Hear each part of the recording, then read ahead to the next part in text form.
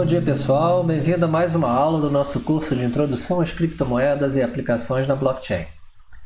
Na aula de hoje, nós vamos ver como desenvolver um Smart Contract na plataforma Ethereum. Como eu já havia dito para vocês no curso anterior, a primeira coisa que vocês têm que fazer é iniciar sua blockchain privada através de um console get, que aqui está o meu, está até rodando mineração, e o Mist, cuja tela está aqui. Algumas coisas eu já deixei preparadas para o nosso exemplo de hoje. Primeiro eu criei duas carteiras, uma que eu chamo de professor, que na verdade é o meu endereço básico da minha rede privada, então por isso que vocês estão vendo aqui o saldo vai aumentando à medida que cada bloco é minerado, porque eu estou deixando a mineração rodando direto. E criei uma segunda carteira que eu chamei de aluno, para a gente poder utilizar no nosso exemplo. Vocês já vão entender já já.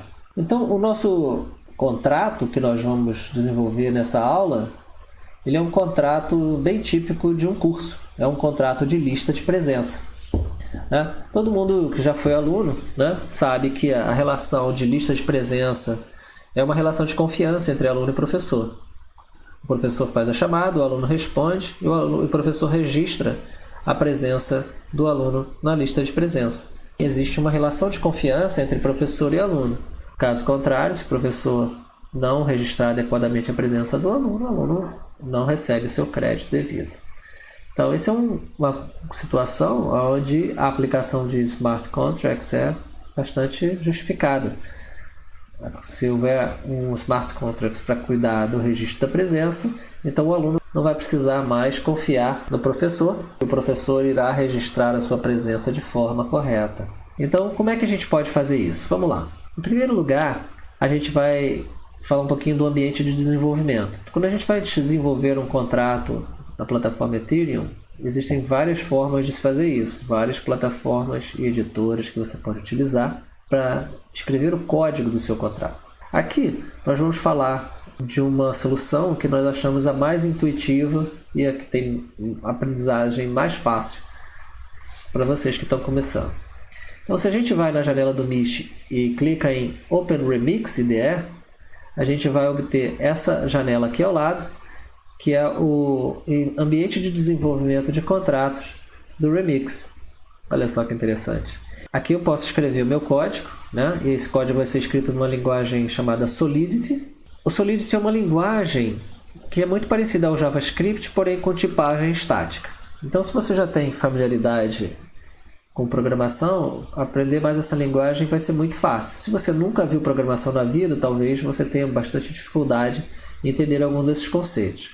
Como meu objetivo nesse curso não é ensinar programação, mas sim os específicos da construção dos contratos, eu não vou ter tempo de tirar todas as dúvidas possíveis em programação. Mas, se você tiver alguma dúvida muito específica, por favor, deixe nas mensagens do vídeo, eu vou tentar responder na medida do possível. Mas eu recomendo muito a vocês lerem a documentação da linguagem antes de tentar desenvolver seu próprio contrato, claro. A primeira linha do nosso código-fonte, no desenvolvimento do nosso contrato, diz Pragma Solidity 0.40, na verdade, circunflexo 0.40. O que isso significa? Significa que para esse contrato que nós estamos escrevendo hoje, versão mínima da linguagem Solidity é a versão 0.4.0. Se você usar uma versão Solidity anterior a essa, pode ser que o nosso contrato não funcione adequadamente. Então, por isso que os contratos carregam essa primeira linha obrigatória no início do arquivo. Isso é muito importante porque faz parte da filosofia do ambiente do desenvolvimento de smart contracts, porque um dos objetivos de design fundamentais do Solidity e de outras linguagens que existem para o desenvolvimento de smart contracts em Ethereum é garantir que os contratos sejam o mais determinísticos possível, ou seja, que eles façam exatamente aquilo que você acha que eles vão fazer, o que você deseja que eles façam. Acontece que isso, em programação, de maneira geral, não é uma coisa muito fácil de se obter em qualquer linguagem. Mas eles vão fazer bastante esforço para que essa linguagem tenha essas características. E isso implica também em que a linguagem Solidity é uma linguagem bastante concisa, sem muitas firulas. Mas já falamos demais sobre a linguagem. Vamos diretamente ao assunto e tentar entender um pouquinho mais dessa linguagem na construção do nosso contrato. Então, a primeira coisa que a gente tem que fazer para construir um contrato em Solidity é construir uma cláusula contrato. Então, eu escrevo contract, aqui o nome do meu contrato, que eu vou chamar de presença, né?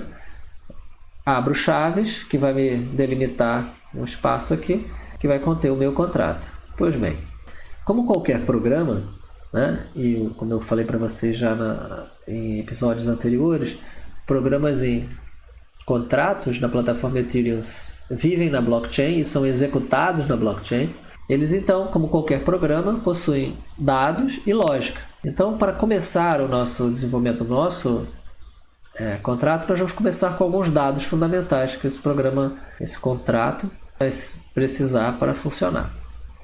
A primeira estrutura de dados que nós vamos criar é uma variável do tipo struct chamada aluno. Então aqui, com essa palavra-chave, eu defino uma estrutura de dados que vai conter dois valores. Uma variável booleana chamada matriculado e uma variável inteira positiva chamada presenças, né? E essa estrutura completa, esse par de informações, eu vou denominar aluno. Ele é do tipo struct. Para quem vem da linguagem C, vai se sentir bem em casa com essa construção. Para quem nunca viu, vai levar um tempinho para se acostumar. A segunda variável que eu vou definir é do tipo endereço e ela se chama professor. Então é o endereço na blockchain do professor do curso. E ela é uma variável pública, conforme indicado por essa palavra-chave public, que aparece em azul aqui, entre o tipo e o nome da variável.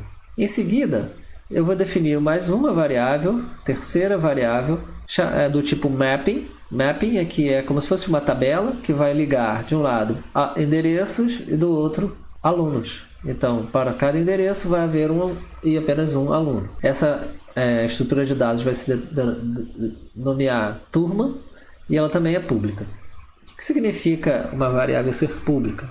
Significa que uma vez que o contrato esteja criado e publicado na blockchain, qualquer um que tenha o endereço do contrato vai poder ler o valor armazenado nessas variáveis. Em seguida, nós temos a primeira função definida no nosso contrato. E essa função se chama presença. Curioso que ela tem o mesmo nome do contrato. Isso não é à toa. Em um contrato escrito em Solidity, toda vez que você define uma função com o mesmo nome do contrato, ela se torna um construtor daquele contrato. O que significa isso? Significa que essa função vai ser executada apenas uma vez durante a criação desse contrato. Vamos ver o que ela faz. Ela vai atribuir à variável professor, que nós criamos aqui em cima, declaramos ali em cima, o valor de msg.sender. Como nós definimos que a variável professor é do tipo endereço, então a gente já sabe que msg.sender também é um endereço, para que a gente possa atribuir esse valor a essa variável. Como vocês já sabem, para executar qualquer interação com um contrato é preciso de uma transação. Uma transação é iniciada por alguém que possui um endereço. Daí, esse endereço é o que aparece nessa variável built-in do ambiente de programação do Solidity, que é o msg_sender. Toda vez que uma função é chamada, que uma computação é executada dentro de um contrato, ela certamente foi inicializada por uma pessoa ou um outro contrato, por um residente da blockchain, vamos chamar assim. E esse residente da blockchain tem que ter um endereço. Então aqui, quem criou o contrato vai ser denominado professor. Então, a especificação de quem é o professor é quem criar o contrato. Quem criar o contrato é o professor, por definição, no nosso contrato. Em seguida, nós definimos mais duas funções que dão a funcionalidade básica do nosso contrato. A primeira é registra aluno, né? Para que um curso possa existir e assim a lista de presença fazer algum sentido, nós precisamos que o curso tenha alunos, certo? E os alunos têm que ser registrados. Então essa função ela toma como argumento um endereço que vai ser armazenado nessa variável aluno, variável interna à função. Portanto, a primeira coisa que essa função faz é verificar se quem chamou essa função foi o professor ou não. Se o endereço de quem chamou essa função não for o endereço do professor, essa função retorna imediatamente sem fazer nada. O que isso significa? Significa que a função registra aluno só pode ser chamada pelo professor. Se msgsender for o endereço do professor, então o que essa função faz é inserir o endereço aluno na nossa tabela turma, ok? E ajustar o valor a entrada dessa tabela, que é, na verdade, para cada endereço, um struct tipo aluno, ajustar o valor matriculado daquele struct para true, dizendo que o aluno então está matriculado a partir desse momento e que as presenças dele são 0, porque está começando o curso, ele acabou de ser matriculado. Então, nada mais justo que ele ter 0 presenças nesse momento. Em seguida, por fim, a última função no nosso contrato é a função assina presença, na qual o aluno pode, então, registrar a sua presença. O que essa função faz? Na primeira linha, ela vai verificar se quem chamou a função foi o professor ou se quem chamou a função não está matriculado. Se alguma dessas características for verdadeira, ela retorna imediatamente. Ou seja, nem o professor e nem pessoas que não estejam matriculadas podem assinar a presença. Se nenhuma dessas condições for verdadeira, então ela executa, ela vai buscar o aluno cujo endereço é o msgsender, ou seja, o aluno que chamou assina a presença, e vai alterar a sua presença em 1, somando 1 ao valor que já estava no seu registro, certo? Então, essas 29 linhas de código que a gente acabou de ver são toda a funcionalidade do nosso contrato. Simples, não? Nada muito sofisticado. O contrato pode ser melhorado, pode ser tornado mais complexo? Claro que pode.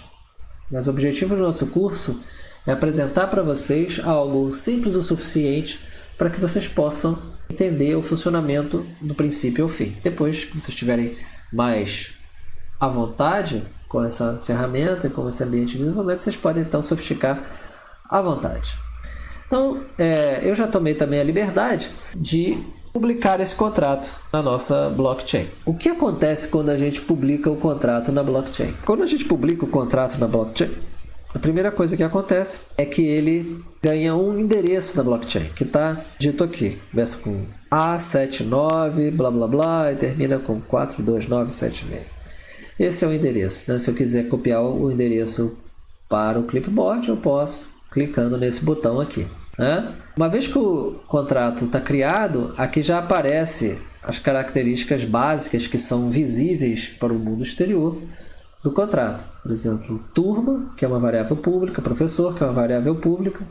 Então, isso aqui, se vocês quiserem verificar, é o endereço da carteira do professor, está aqui, 5C9, blá blá blá. E aqui as duas funções que o nosso contrato expõe: assina presença e registra aluno. Perfeito. Eu poderia interagir com o meu contrato aqui, se eu quisesse. Mas não. Vamos olhar uma forma mais confortável de lidar com esse contrato. Se a gente voltar para a janela do Mist e a gente clicar aqui no botão observar contratos, que eu já fiz para nos economizar tempo, a gente então pode registrar o nosso contrato para observação, para interação diretamente através do Mist. Então, como eu já fiz isso, quando a gente clica no nosso contrato, então a gente observa que aqui aparece o endereço do contrato, onde ele está publicado, né? Que ele não tem nenhum Ether, afinal de contas o nosso contrato não envolve troca de valor, então ele não contém nenhum dinheiro depositado no endereço dele. Mas aqui está a funcionalidade dele. Eu tenho o endereço do professor, eu tenho a tabela turma, que eu poderia, através de um endereço, saber se o aluno está matriculado ou não. Mas nós já temos um endereço, né, de um aluno. Vamos ver se esse aluno aqui já está matriculado? Então, se eu clicar aqui na carteira do aluno e copiar o seu endereço, também copiar o endereço, voltar lá na página do contrato, fizer um Ctrl V aqui, copio o endereço colo o endereço do aluno. Ah, sim, esse aluno já foi matriculado. Novamente, porque antes desse vídeo eu já tinha feito isso para facilitar a nossa vida. Já tinha até registrado uma presença para esse aluno. Mas e se fosse um aluno novo? Vamos ver como é que isso funcionaria. Vamos voltar lá em carteiras. Vamos adicionar um novo aluno. Criar um novo indivíduo aqui na nossa rede privada, que eu vou batizar de aluno 2. É muito criativa. Então vou criar nova conta, vou entrar uma password e pronto. Conta criada. Então essa conta aqui, como eu falei, vou chamar de aluno 2. Aluno 2. Muito bem, aluno 2. Vou copiar o seu endereço. Copiar o endereço do aluno 2. Então agora a gente tem um probleminha que o aluno 2 é pobre, coitado. Ele não tem dinheiro nenhum. Então o professor aqui é muito rico. Ele vai pagar para os alunos assistirem seu curso. Então vamos enviar um dinheirinho do professor para esse aluno 2. Professor, envie para Ctrl+V, aluno 2. A quantidade de 100 Ether, por favor. Enviar. Senha do professor. Enviar transação. Nós voltarmos agora na carteira. Aluno 2 já tem. Olha lá! 100 Ether. Que coisa bonita. Então vamos voltar à nossa lista de presença e vamos colocar aqui o endereço do aluno 2 na turma. Opa! Aluno 2 não está matriculado, portanto também não tem nenhuma presença. Então, primeira coisa, vamos registrar esse aluno no curso. Registra aluno, aluno 2. Quem é que vai pagar a matrícula do aluno 2? A gente já sabe que, além de ter dinheiro para pagar a matrícula, né, porque todas as transações no Ethereum custam um gásinho, né? O nosso contrato diz que somente o professor pode registrar um aluno. Então, vou ter que fazer com que o professor registre esse aluno. Então, vamos executar essa transação.